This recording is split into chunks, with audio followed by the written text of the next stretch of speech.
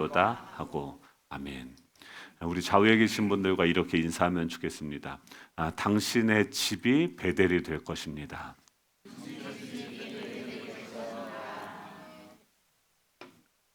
네, 한 번 더 할까요? 우리 집은 하나님의 집입니다.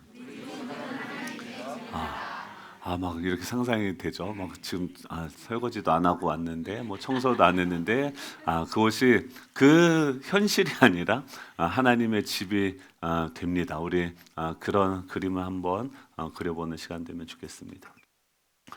저희가 26년도 새해 맞아서 기도하는 목장, 기대하는 목장이라는 주제로 벌써 4주째 말씀을 나누고 있습니다. 송구영신 예배 때는 두세 사람이 모인 곳에 임하시는 하나님의 능력. 그래서 저희 힘으로 우리가 살아가는 게 초능력이 필요합니다. 우리 힘으로 되지 않는 것들이 너무나도 많습니다.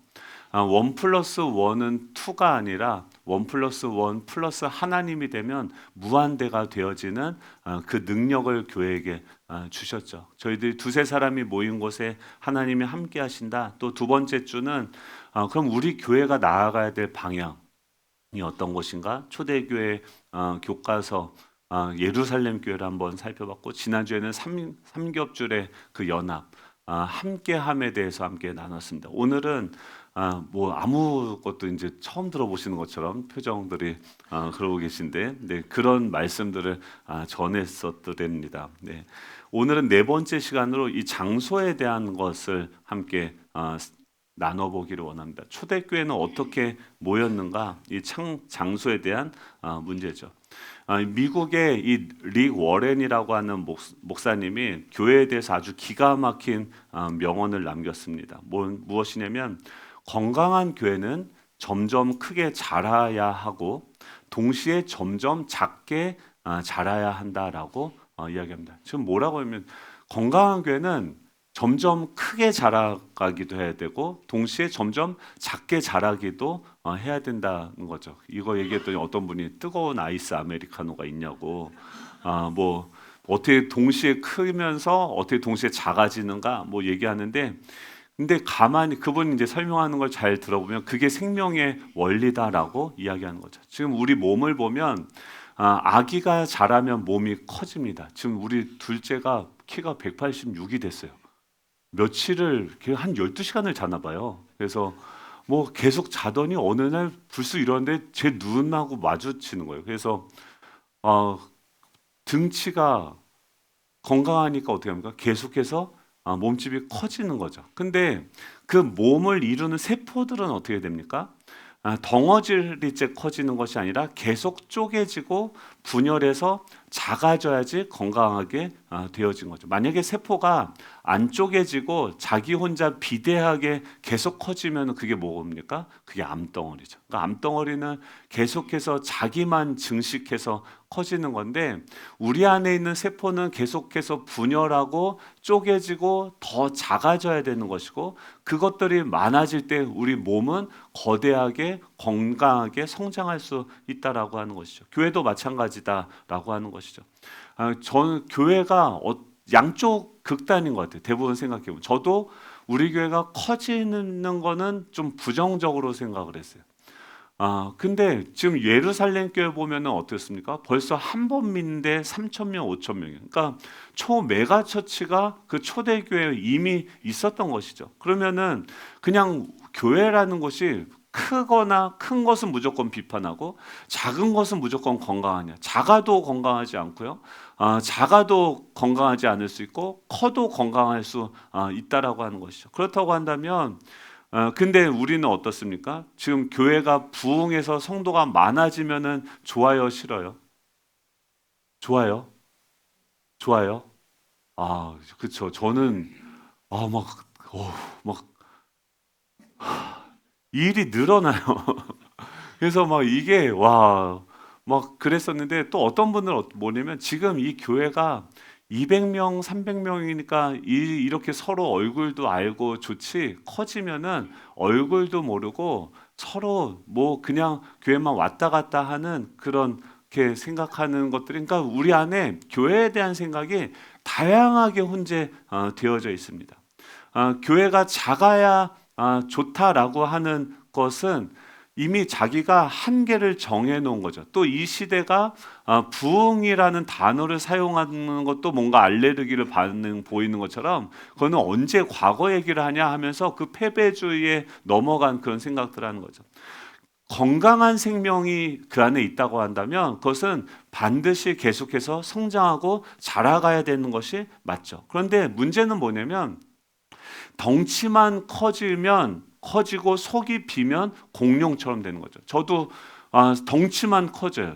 제가 자라가는 게 아니라 덩치만 커져요. 비계만 막 30kg씩 넣어 많아지면은 비만이 되어지는 거죠. 성도가 3,000명, 5,000명 모이는데 내가 암 수술 받으러 들어가도 나를 위해서 진짜 울어줄 사람 하나 없고 그저 군중성에 묻혀서 주일 예배 쇼만 관람하고 가는 그런 교회, 그건 건강한 교회가 아니죠. 그러면 커지는 동시에 어떻게 하면 동시에 작아질 수 있는가? 아주 잘게 쪼개져야 되는데 어떻게 되어집니까? 지금 각 가정으로, 그러니까 초대교회의 모습을 한번 상상을 해보기를 원합니다.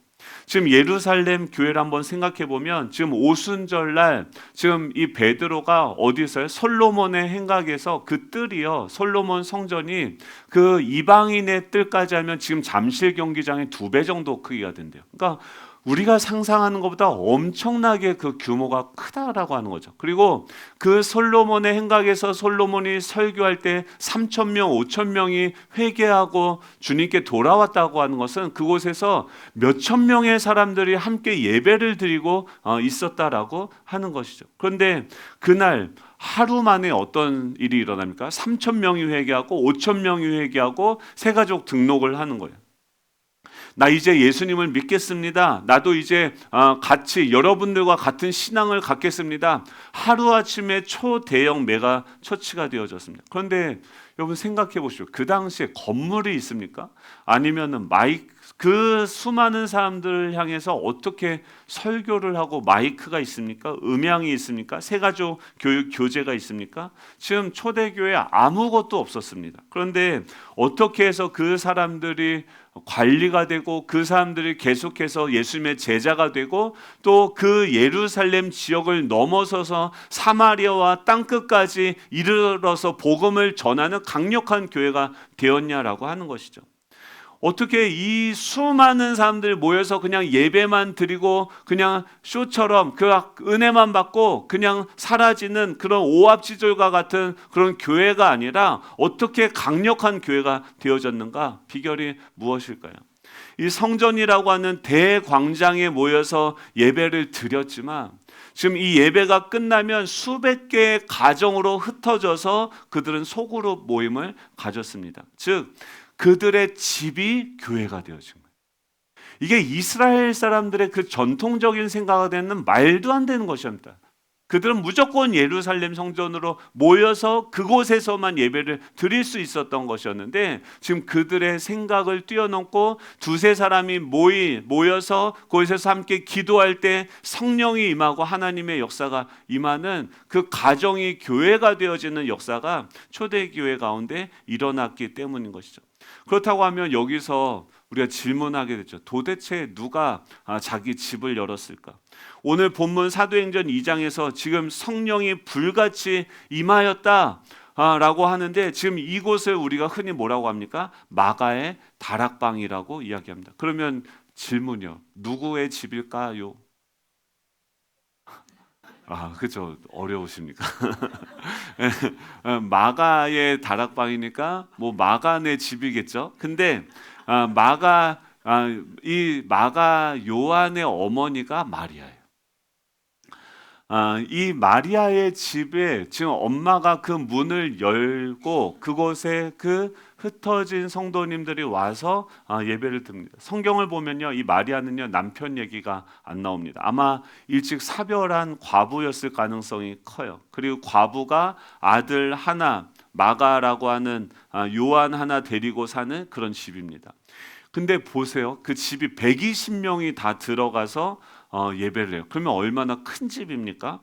그럼 좀 사는 집 중산층 이상이지 않습니까? 그러면 이런 얘기하면 그쵸. 그 집은 그 정도 규모가 되니까 120명이 들어갈 정도 규모가 되니까 부자니까 집을 열었겠죠. 120명이나 들어갈 다락방이 있으니까 열었죠. 우리 집은요 15평밖에 안 돼서 우리 집은 열지 못합니다. 저 여자는 여유가 있으니까 헌신을 한 거 아닙니까? 라고 하는 꼭 하여간 설교를 들으면 꼭 이렇게 꼬아서 생각하는 분들이 있어요. 여러분 그 귀가 오늘 다 똑바로 열릴 수 있기를 축복합니다. 당시 예루살렘 상황을 좀 아셔야 돼요. 보세요. 가진 자가 잃어버릴 게 많을까요? 없는 자가 잃어버릴 게 많을까요? 맞아요. 가진 사람이 열기가 오픈하기가 더 어렵습니다. 왜냐하면 그 당시에 특수한 상황이 있는 거죠. 지금 그 당시 예루살렘 상황, 지금 목장 모임할 때 여러분 만약에 저희 집도 지금 이제 끝나고 막 이렇게 하고서 우리 집에서 모임을 한다 하면은 당장 주일 전날 이제 뭐 해야 돼요? 청소해야 돼요. 또 이제 막 아무튼 그렇죠. 또 빨래 이렇게 다 개서 잘 제자리에 넣어야 되고 또 뭐 우리 집은 이제 주차는 뭐 할 수 있으니까 뭐 여러 가지 고민할 게 많은데 솔직히 이런 거를 고민하는 거죠. 근데 이건 뭐예요? 그냥 불편함이죠. 그러니까 청소하고 좀 준비하면 불편함을 뛰어넘으면 되죠. 근데 마리아가 집을 오픈한다. 그 당시에 사람들 믿는 사람들에게 집을 오픈한다라고 하는 것은 굉장히 큰 위험한 일이었습니다. 목숨을 걸어야 되는 도박이었습니다. 왜냐하면 그 당시 예루살렘은 이중으로 감시하는 지금 분위기가 있었어요. 첫 번째는 로마 군인들이요. 지금 로마는 식민지에서 제일 싫어하는 게 뭐냐면 사람들이 때로 모이는 것을 싫어합니다. 반란군이 모이하는 줄 알고 근데 지금 몇 명이 모이니까 120명이 밤마다 모여서 거기서 소리를 지르고 무슨 방언을 하고 이거 딱 그 정부의 눈에 들기 너무 좋은 상황이죠. 그러면 집주인은 어떻게 됩니까? 어떻게 하면은 정말 반란군으로 잡혀가고 재산을 몰수당할 수 있는 그런 위험을 감수하는 거죠. 또 두 번째 감시하는 사람들은 누굽니까? 이게 더 무섭습니다. 지금 예수쟁이들이 거기에 모인다라고 그 유대인들 지금 다 유대교인데 그 사람들한테 한번 찍히면 어떻게 됩니까? 출교를 당해요. 당시 사회에서 출교를 당한 것은 사회적 사형 선고입니다. 장사도 못하고 복지 혜택도 없고 다 끊기고 심지어 가족들조차도 이제 출교를 했다고 하면 너는 이제 더 이상 우리 가족이 아니다라고 생각하는 그런 시대였습니다. 근데 생각해 보시죠. 마리아는 과부고 자기를 지켜줄 남편도 없고 재산 하나 가지고선 지금 아들 하나 키우고 있는 그런 가정이었습니다. 그런데 집을 열었다가 걸리면 어떻게 합니까? 재산 뺏기고 사회에서 매장당하고 아들이랑 길거리에 나앉아야 됩니다. 그런데 베드로가 우리 모일 곳이 필요한데 라고 이야기하니까 했을 때 다들 어떻게 합니까? 이런 반응이죠. 갑자기 이제 집에 가스불이 커진다 이러고 있는데 갑자기 사도님 우리 집을 쓰십시오. 내 다락방을 내어드리겠습니다. 도대체 왜 이런 결정을 할 수 있었던 것일까요? 지금 마리아는요 지혜로웠던 사람인 것 같아요. 계산기를 두드려 본 거죠. 그녀는 알았습니다. 내가 문을 걸어서 잠그고 벌벌 떨면서 내 재산을 지키면 로마 군인은 막을 수 있지만 내 영혼의 공허함 또 지금 이 모든 환경으로부터 내 안에서부터 오는 그 불안함, 어둠의 그 세력들은 막을 수 없다는 것을 그녀는 너무나도 분명하게 안 것이죠. 하지만 지금 내가 문을 활짝 열어서 하나님의 사람들이 우리 가정에 들어오게 되어진다면 그들이 믿는 하나님도 우리 가정에 임하시고 역사하신다는 것을 그녀는 알게 되어진 거죠. 그래서 그 믿음으로 자신의 문을 연 거죠. 베드로가 들어오면 베드로만 들어오는 것이 아니라 베드로와 함께하고 계시는 성령님이 우리 집안에 같이 들어오신다. 120명이 들어와서 기도하기 시작하면 로마의 칼날보다 더 강력한 하나님의 불담이 우리 가정을 둘러싸서 우리를 보호할 것이다. 하나님의 역사가 일어날 것이다. 지금 그녀는요, 이 세상의 어떤 보호막보다 하나님의 임재가 우리 가정을 지키는 것이 가장 강력하고 안전한 보안 시스템이라는 것을 믿었던 거죠. 그래서 그녀는요, 어떻게 합니까? 대문을 여는 것입니다.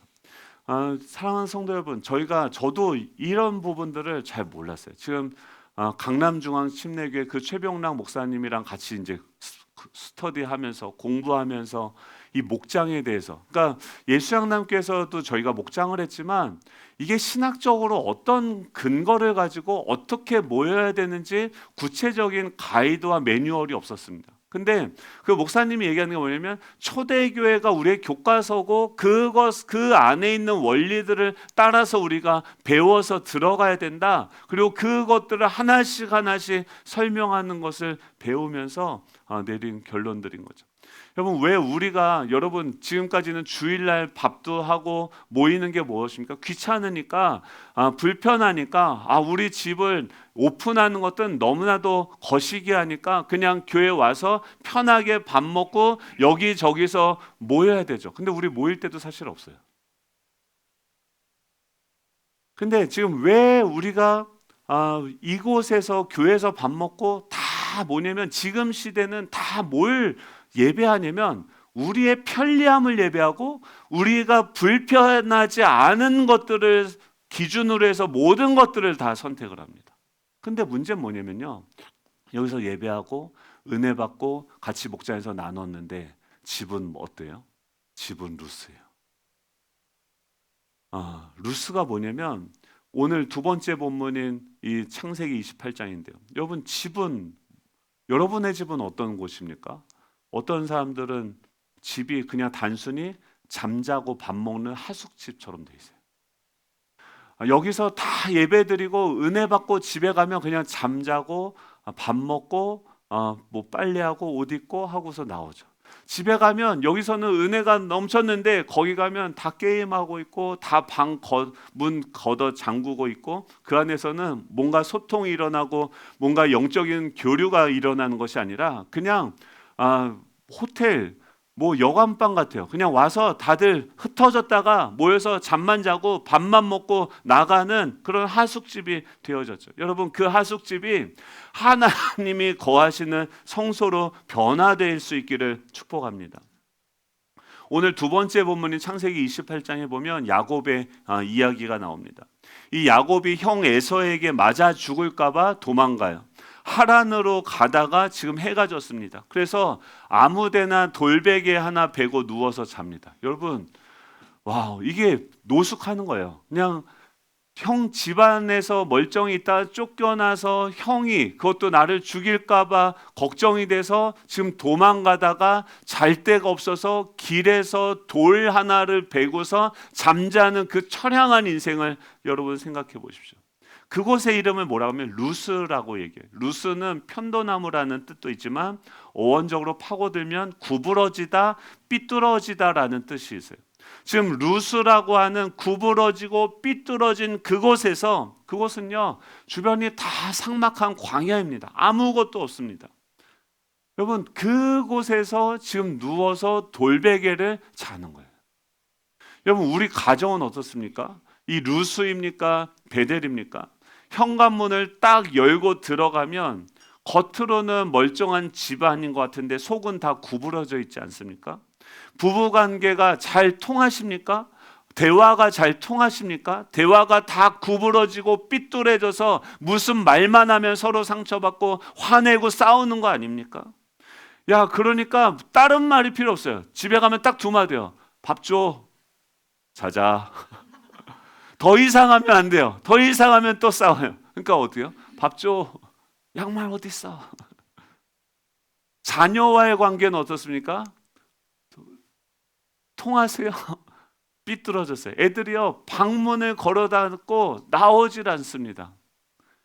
경제 문제로 휘어져 있고 미래 걱정으로 꼬여 있는 것이 우리 가정의 지금 그런 상태 아닙니까? 삭막한 광야처럼 찬바람이 쌩쌩 불고 있는 그곳이 어디입니까? 야곱이 누워있던 루스고, 그것이 지금 우리가 잠만 자는 하숙집과 같은 우리 가정일 수 있다라고 하는 것입니다.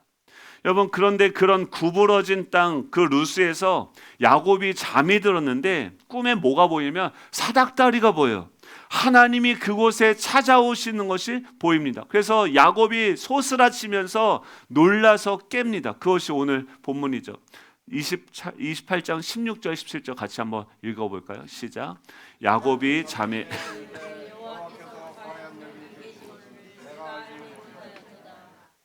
이에 두려워하여 이르되 두렵도다 이곳이요 이곳은 다름 아닌 하나님의 집이요 하늘의 문이로다 하고. 지금 야곱이 거기서 자다가 꿈을 꾸고 깼는데 여러분, 바뀐 거 하나도 없어요. 땅값이 오른 것도 아니고 인테리어 도배를 새로 한 것도 아니고 여전히 돌멩이 굴러다니는 그 광야인데, 지금 뭐가 바뀌었냐면 루스 구부러진 그 땅에 하늘문이 열리고 하나님이 임재하시니까 하나님을 만나는 성소가 되어졌어요. 베델이 되어졌어요. 하나님의 집이 되어졌어요. 뭐가 바뀌었냐면 주인이 바뀐 거예요.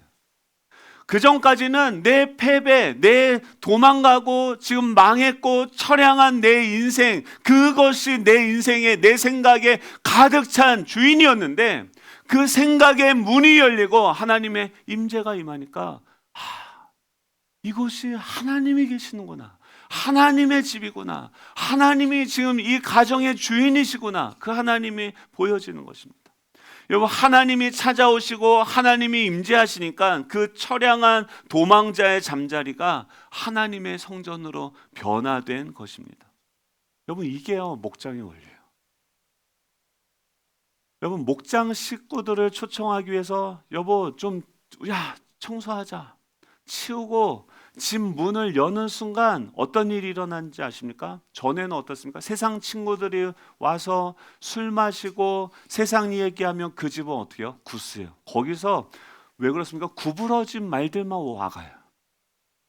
근데 집사님, 우리 집에서 목장 예배 드려요. 여러분, 신방 한번 가보면 그곳의 공기가 달라져요. 거기서 찬양하고 거기서 예배하고 하나님의 말씀이 임할 때 그곳에 임했던 어두운 공기들이 다 사라지고 부정적인 기운들이 다 사라지고 그곳에 뭐가 임합니까? 하나님의 임재가 가득 차요.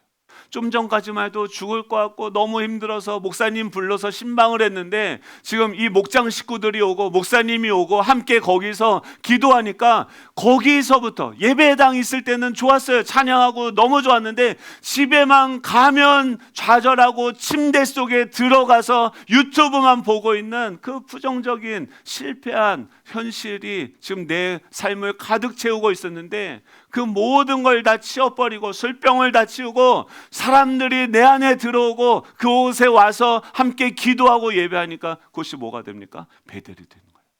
하나님의 집이 되는 거예요. 그곳에서 찬송가 한 장을 부르는 순간 그곳은 더 이상 우리 집 거실이 아니라 지성소가 되는 것입니다. 여러분들의 꽉 막힌 문제를 놓고선 주님, 이 가정의 문제를 해결해 주십시오라고 함께 두세 사람이 모여서 기도하는 순간 여러분들의 안방은 하늘로 나아가는 하늘의 문이 될 줄로 믿습니다. 여러분, 우리 모든 가정이 이 루스에서 베델로 변화되어지는 역사가 나타나기를 축복합니다. 구부러진 채로, 상처 입은 채로 문 걸어 잠그고 나 혼자 끙끙 앓을래 하지 마시길 축복합니다. 문을 여시고 목장 식구들을 부르셔서 지금 우리 집이 루스입니다. 지금 우리 집이 엉망입니다. 지금 와서 기도를 해 주십시오. 여러분, 그렇게 할 때, 그 가정의 문을 열 때 그 가정이 반드시 베델로 변할 것입니다. 하늘문이 열리고 묵힌 것이 풀리는 역사가 여러분들의 그 가정에서 일어날 줄로 믿습니다. 그러면 또 그러죠. 우리가 또 불편해도 집을 열어야 되는 또 결정적인 세 번째 이유가 있는데 그건 뭐냐면 우리 자녀들 때문입니다. 다시 마리아의 집으로 가보면요, 마리아가 집을 열었을 때 그 집에는요 어른들만 있었던 게 아닙니다. 그 집 구석에, 저 구석에 눈 동그랗게 뜨고 있는 누가 있어요? 마가가 거기 있어요. 네, 마리아의 아들 마가 요한이 지금 거기에 앉아서 보고 있어요. 상상해 보시죠. 지금 이 소년 요한은요 매일 자기 집 거실에서 누구를 만납니까? 예수님의 수제자 베드로를 만나요. 사랑의 사도 요한을 만나요. 야고보를 만나요. 나중에는 바울도 만나게 되어집니다. 이 아이는 소위 말하는 거인들의 숲에서 자라가는 거예요. 저녁 먹으러 가는데 학교 갔다 왔는데 베드로 아저씨가 야 요한아 마가야 일로 와 일로 와. 아 이거 봐봐라 내가 갈릴리 바다에서 지금 예수님을 만나는데 와 거기서 어떤 일이 일어나는지 알아? 저녁 먹으러 가려고 하는데 갑자기 안방에서 사람들이 모여서 주여 하면서 통성소 기도 소리가 들려요. 엄마가 밥상을 차리면서 야 오늘 엄청난 역사가 일어났어. 베드로 사도 어제 그 베드로 아저씨가 가서 설교한데 3,000명이 회개하고 병든 자가 일어나고 엄청난 기적들이 일어났어. 여러분 그 집안의 대화가 바뀌고 간증하는 소리가 그 자녀들에게 임하는 거죠. 여러분 우리 집안에는요 24시간 영적인 도청장치가 있습니다. 엄마 마리아가 아들을 붙잡고 야 너 성경 읽어라 기도해라 교회 가라 잔소리 할 필요가 없습니다. 근데 맨날 뭐예요? 집안에 가서 중직자 자녀들이 왜 교회를 안 다닙니까? 집에 가면 다 교회 누구 흉보고 목사 욕하고 교회 뭐가 문제고 아주 들어보면은 그러면서 교회 갈 때는 주일날 되면 웃으면서 교회 가야지 자기도 가기 싫어 보이는데 여러분 우리가 지금 하는 그 행동과 언어와 그 모든 것들을 듣고 있는 영적인 도청장치 24시간 듣고 있는 자들이 있죠. 누굽니까? 우리 자녀들인 거죠. 여러분 그 안에서 들리는 소리가 변화될 수 있기를 축복합니다. 그냥 집안 공기가 기도고 집안 소음이 찬송이고 만나는 사람들이 사도들이 될 수 있기를 축복합니다. 옛말에 왕대밭에 왕대가 난다. 영적인 거인들이 드나드는 집에서 밥 먹고 자란 이 아이가 어떻게 평범하게 클 수 있겠습니까? 결국 이 소년이 자라서 뭐가 됩니까? 중간에 물론 선교여행 갔다가 힘들어서 도망도 간 흑역사가 있지만 결국 다시 일어나서 베드로의 통역관이 되고 영적인 아들이 되어서 성경 나중에 인류 역사상 최초의 복음서인 마가복음을 기록하는 위대한 저자가 되어집니다. 성경 66권 중에 한 권을 쓰는 영광스러운 인물이 어디서 나옵니까? 좋은 대학 나와서 되는 것이 아니라 어머니 마리아가 문을 열어준 그 다락방에서 그 가정에서 그곳에서 모인 사람들이 예배하고 기도하는 것을 보면서 그들은 자라가고 있는 줄로 믿습니다. 여러분 우리 자녀들에게 무엇을 보여주기 원하십니까? 자녀 교육 때문에 머리가 아프십니까? 학원 보내고 과외시키고 좋지만 좋은 대학교는 가겠죠. 하지만 그들의 영혼은 누가 책임을 집니까? 여러분들이 맨날 집 문을 걸어 닫고 맨날 부부싸움하는 소리들만 들려주고 맨날 TV 보는 소리들만 들려주고 부모가 기도하는 간절히 기도하는 모습은 한 번도 보여주지 않는다면 이 아이는 영적인 고아가 될 수 있다라고 하는 것이죠. 여러분 이 흐름을 어떻게 하면 바꿀 수 있을까요? 이게요 주일 예배 와서 이게 안 돼요. 그래서 저희가 차선책으로 하는 게 제자훈련이고 또 이런 어떤 훈련 프로그램도 있어요. 그럼 제자훈련하면 그때 좀 변해요. 근데 이게요 길어야 세 학기예요. 1학기 지나고 2학기 지나고 3학기 지나가고 집에 가서 이제 졸업하고 나면 또 다시 그 집은 원상태로 복귀되는 거예요. 그럼 어떻게 합니까? 영적으로 계속해서 구멍이 뚫려서 은혜가 술술술술 빠져나가요. 여러분 집을 열기를 축복합니다. 우리 목장 모임을 이거 보세요. 아무도 대답을 안 해요. 뭐 이거 불편하니까 와 이래요. 이럴 것 같아서 우리가 주일날 그냥 여기서 모였었어요.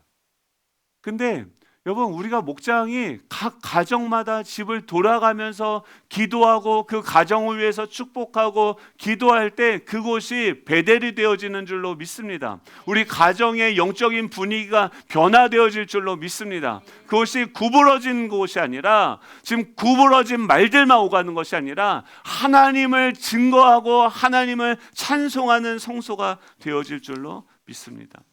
여러분, 마지막으로 네 번째로 집을 열어야 되는 이유는 무엇이냐면 영적 전쟁 때문입니다. 마귀가 뭐 이런 생각을 하는 거죠. 지금 저희도 이 동네 사곡리에 만약에 마귀가 부하들을 데리고선 이제 왔어요. 근데 예전에 여기 들어올 때 뭐 지금은 사곡교회라고 편말이지만 예전에는 무슨 점집이 하나 있었어요, 저 안에.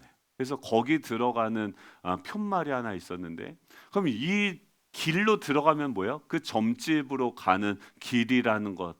그래서 어떤 분이 그러더라고요. 사곡이라고 하니까 죽음의 골짜기라고. 말을 해도 꼭 입을 주둥아리 꼬멜래다가 아무튼 막 그렇게 얘기해요. 근데 그 죽음의 골짜기로 여러분 우리가 왔어요. 부활하신 주님 손 붙잡고 이곳에 왔어요. 어떤 일이 일어납니까? 이곳이 변화되어지기 시작하는 거예요. 이 사단이 그 졸개들을 데리고 왔다가, 야, 우리 첫 집부터 털어보자. 자, 9-1번지 가서 그 집은 우울증 바이러스를 뿌리고 9-2는 부부싸움의 씨앗을 뿌리자. 신나게 털고 다니는데 갑자기 9-7로 오면은 대장이 뭐라고 합니까? 야야야야, 거기는 건드리지 마. 부하들 왜요? 이 집은요 문도 안 잠 거예요. 문도 열려 있고 다 열려, 딱 들어가기 좋은데요. 대장 마귀가 뭐라니까? 야, 너네 저기 들어갔다 큰일 난다. 저 집 문 열렸다고 들어갔다는 우리 뼈도 못 추린다. 저 집은 지금 예배를 드리고 있는 중이야. 안에서 찬송, 귀가 먹었니? 내가 보니까 집 전체가 성령의 불로 활활 타오르고 있는데 저기 들어갔다 우리 다 타 죽는다. 저 집은 피해가자. 이게 뭡니까? 패스오버예요. 여러분, 우리 모든 성도님들의 그 가정이 이런 영적인 요새가 될 수 있기를 축복합니다. 문 닫고 나 혼자 있으면 마귀가 우습게 봅니다. 야, 쟤 혼자 있다. 가서 찔르자. 하지만 집 문을 열고 두세 사람이 모여서 예수의 이름으로 합심하며 기도하는 그 집은 성령의 불이 임하는, 불담이 둘러싼 난공불락의 요새가 되어지는 줄로 믿습니다. 이스라엘 백성들이 유월절 어린 양의 피를 문설주에 발랐을 때 죽음의 사자가 그 집을 넘어갔던 것을 기억하십시오. 우리 가정이 목장으로 모여서 예수님의 피를 의지하고 예배할 때 질병의 마귀가 넘어가는 줄로 믿습니다. 가난의 저주가 넘어가는 줄로 믿습니다. 자녀를 망치는 어둠의 영들이 짐 싸들고 도망갈 줄로 믿습니다. 이러면 또 그냥 하면 되는데, 어떤 분은 우리 집은요 목사님 오면 까무러칠걸요. 우리 집은 원룸이에요. 집이 좁아서요 발 디딜 틈도 없어요. 청소도 못했어요. 여러분, 핑계입니다. 마리아는요 목숨을 걸고 열었어요. 우리는 뭘 걸면 됩니까? 쪽팔림만 걸면 됩니다. 집이 좁으면 어떻습니까? 여러분, 집이 좁으면요 무릎을 맞대고 앉으면 더 따뜻합니다. 청소요 지저분하면 어떻습니까? 사람 냄새 나는 거 얼마죠? 저희 집 완전히요. 우리 세 아들이 아주 폭탄을 쳐놨는데 우리 전도사님이 신방을 와가지고 그 방에 주여. 근데 여러분, 감사한 거죠. 쪽팔림만 걸면 이곳이 성소가 되어지는 거죠. 여러분, 보이는 데만 이렇게 치우고 앉을 수, 하나님은요 이 집이 몇 평이고 방이 몇 개고 화장실 몇 개인지 따지지 않습니다. 중요한 건 인테리어가 아니라 주님의 임재인 줄로 믿습니다. 말씀을 정리하면, 여러분 2026년도 여러분들의 집이 루스로 남기를 원하십니까? 아니면 하나님의 영광이 머무는 베델이 되기를 원하십니까? 아무도 찾아오지 않고 집에 가면 냉장고 돌아가는 소리만 들리는 적막한 집, 문제가 생겨도 아무데도 말할 데가 없어서 속으로 끙끙 앓고 있는 그 집, 여러분 그 집의 문을 열 수 있기를 축복합니다. 목사님, 목자님, 우리 집에서 목장 모임하기 원합니다. 같이 기도하기 원합니다. 주님, 우리 가정이 하나님의 집이 되기를 원합니다. 여러분, 문이 열릴 때마다 여러분들의 가정을 하나님의 군대가 호위하는 베델로 만들 것입니다. 여러분들의 자녀가 마가 요한과 같은 영적인 거인이 되어질 것입니다. 그리고 마리아의 다락방에 임했던 그 급하고 강한 성령의 바람이 여러분들의 거실과 안방과 자녀들의 공부방에 가득 채워질 줄로 믿습니다. 우리 다 같이 일어나셔서 우리 찬양하기 원하는데요. 네. 여러분 가정 어떠세요? 루스예요, 베델이에요? 아멘. 아무리 애써도 펴지지 않는 그 구스 같은, 아무리 애써도 구부러진 관계가 펴지지 않고 앞이 보이지 않는 그 막막함이 밀려올 때 주님이 어떻게 해요? 깊은 절망의 수렁 가운데 찾아오셔요. 우리 찬양할 때 우리 같이 환상이 보여지기 원합니다. 우리 가정이 베델이 되어지고 하늘문이 열리고 사다리가 열려서 하나님의 천사들이 오르락 내리락 하는 우리 가정이 되게 하여 주시옵소서. 우리 함께 찬양하면서 나아가도록 하겠습니다.